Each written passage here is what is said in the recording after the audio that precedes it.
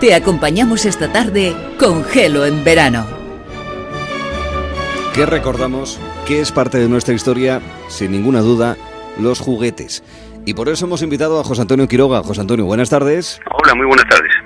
A que a través de su impresionante colección, la que aparece como Quiroga Monte, es así como está bautizada, de juguetes españoles, nos cuente la historia casi de nuestras vidas a través de estos elementos. Solamente que, bueno, hoy vamos a hablar en concreto de un juguete hecho de un material muy habitual como es la hojalata. Tendríamos que ser muy pero que muy mayores para empezar a referirnos a la historia de este juguete en España, ¿no? Porque esto ya es más que centenario, ¿no es así, José Antonio? Sí, efectivamente, los primeros inicios aquí en España se conocen en 1870, concretamente en Barcelona, en una fábrica de Jorge Rice donde se fabricaban los primeros juguetes de hojalata, ¿no? No olvidemos que en esta época de la que hablamos, a finales del siglo XIX, solamente eran muy pocos afortunados los niños de este país que podían disfrutar de algún juguete que normalmente venían por regla general de Centro Europa, ¿no? Como podía ser algún juguete de hojalata con algún soldadito de plomo o mezclado con alguna muñeca de porcelana. Y para los demás el juguete era un palo. Sí, se acabó. Y poquito más, ¿no? Bueno, todos hemos tenido juguetes de hojalata, pero es eso, esas últimas décadas del siglo XIX en las que se remonta la historia del juguete de hojalata aquí en España, hasta que ya empiezan las fábricas jugueteras a producirlos.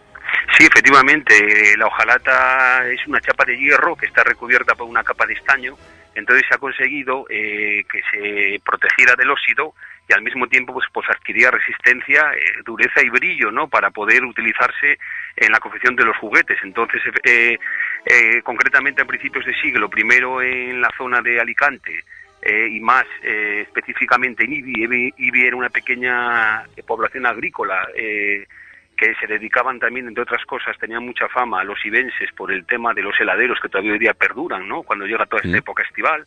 Y fue una familia, la familia Paya Hermanos, cuando en 1905 pasaron de realizar pequeñas vasijas, incluso envases en este metal de hojalata, incluso en zinc, cuando pasaron a realizar pequeños, por las ferias donde vendían, empezaron a vender pequeñas piezas destinadas a las niñas y vieron que tenía mucho éxito y fue el inicio de la fabricación de los juguetes en España ya de una manera industrial, seguía siendo artesana, pero llegaron a fabricar unos juguetes que llegaron a conocerse en todo el mundo por su calidad y por su belleza, ¿no?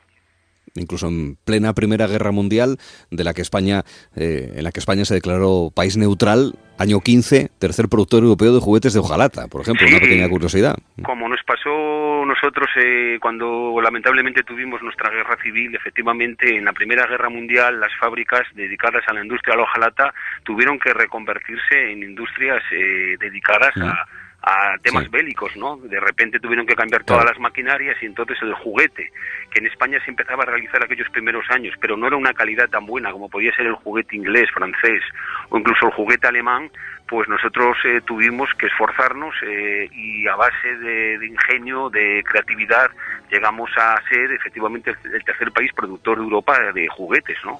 Ahí son el año 1915. Y una industria que después de dedicarse y tener como principal objetivo a los más ricos, poco a poco iba ampliándose a más capas de la sociedad. Sí, efectivamente el juguete, por fortuna en este caso, se fue socializando, se mejoró la técnica de la fabricación, de una manera muy resumida se pasó de pintarlos a mano a lo que se llamaba la litografía metagrafiada, es decir, se podía empezar a pintar en colores y todo eso lo que hizo fue que el juguete coincidiendo pues con el crecimiento industrial en las zonas productivas. No olvidemos que incluso a principios de siglo la mortalidad infantil era del 50% niños menores de 5 años y que se empezaba a trabajar por otro lado, sobre todo en las zonas rurales, a partir de 7, 8 años, con lo cual lo de tener un juguete era algo pues, que era inasequible para la mayoría de los niños, ¿no? Pero bueno, a medida que fuimos evolucionando, por fortuna, e incluso cuando la Segunda República, ya hablamos de los años 30, con el tema de las mejoras sociales que se trataron de introducir, ya empezó el juguete a socializarse, por fortuna, como decimos, y todos los niños podían empezar a disfrutar de algún juego, de algún juguete. Estaban Rico, Verdú, en IBI. Dicho sea de paso, en breve estaremos en IBI. Por casualidad, además va a ser, porque va a ser nuestro próximo contenido para hablar de libros en este caso. Pero incluso quiero destacar una fábrica, ¿no?, que se llama La Isla, que fue la primera conexión con los actuales, en fin, gigantes del entretenimiento y del ocio llamados un señor ya apellidado Disney, creo que, ¿no? Sí, esto fue un emprendedor de Alcudia, en la provincia de Valencia. Se dedicaba también al tema agrícola, tenía una finca que se llamaba La Isla, que fue el nombre que le puso a los juguetes, y unas iniciales que eran RS, que aluden a Rogelio Sanchís Berniá. Entonces fue una cosa curiosísima cómo se atrevió a ir a Estados Unidos a principios de los años 30, y cómo Walt Disney y las principales empresas productoras de cine pues empezaron a darle la patente para poder reproducir fielmente lo mismo Mickey Mouse que El Gordo y el Flaco o que Charlot, ¿no? Lo más curioso de todo esto es que en los años 90 los americanos empezaron a ver ese tipo de juguetes y nadie sabía, incluso en España, se desconocía esos juguetes de dónde eran y de dónde estaban fabricados, hasta que a base de investigación se descubrió que venían de esa parte de Alicante y hoy son auténticos tesoros venerados por coleccionistas de todo el mundo, porque están hechos con una calidad y con una gracia pues excepcional, ¿no? Y más para los años 30, más juguetes con mecanismo, juguetes mecánicos que apretando resortes pues adquieren unos movimientos que parece que es un realismo virtual del todo. Muy bien. E irrumpe la guerra civil y eso supone un cambio drástico y la hojalata empieza a ser un bien muy preciado. Sí, efectivamente, aquí, como decíamos, que pasó en la Primera Guerra, hay que tener en cuenta que los principales centros productores de juguetes eran, como hemos dicho antes, Alicante, Valencia y también Barcelona.